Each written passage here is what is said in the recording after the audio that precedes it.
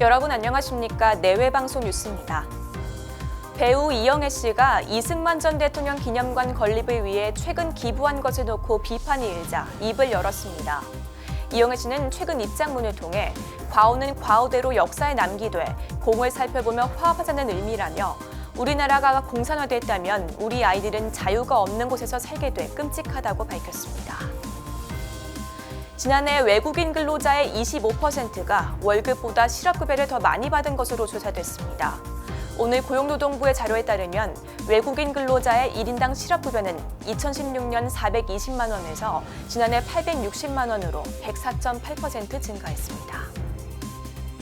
우리나라에 대규모 투자를 하기로 한 사우디아라비아와 아랍에미리트의 구체적인 후속 조치가 이달 중 있을 것으로 보입니다.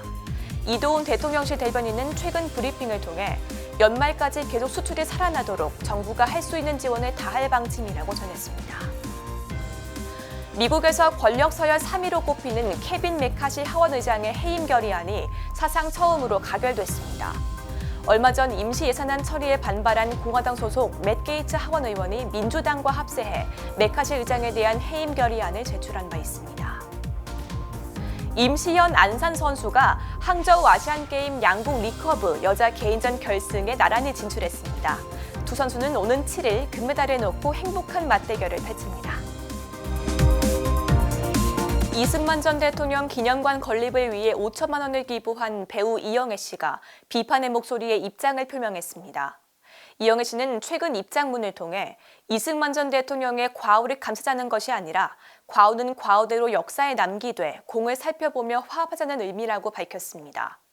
이어 우리나라가 북한 정권의 야욕대로 공산화됐다면 지금 우리 아이들은 세계에서 가장 가난하고 자유가 없는 곳에서 살고 있을 거라며 이 얼마나 끔찍한 일이냐고 전했습니다. 이 씨는 이승만 대통령 기념재단의 기념관 건립 기부금과 함께 재단 이차장에게 편지를 전달한 것으로 알려졌습니다. 그 편지엔 잘못한 것만 비난하며 국민을 갈등하게 만드는 것보다 잘한 것을 칭찬하자는 메시지와 박정희, 김영삼, 김대중 노무현 대통령 재단에도 후원하고 있다는 내용도 담겼습니다. 국내 외국인 근로자 4명 중 1명이 실직 전 월급보다 실업급여를 더 많이 받은 것으로 나타났습니다. 오늘 국회 기획재정위원장인 김상훈 국민의힘 의원이 고용노동부에서 제출받은 자료에 따르면 지난해 외국인 실업급여 수령자 12,100명 중 임금보다 더 많은 실업급여를 받은 사람은 3,200명입니다. 외국인 근로자의 1인당 실업급여는 2016년 420만 원에서 지난해 860만 원으로 104.8% 증가했습니다.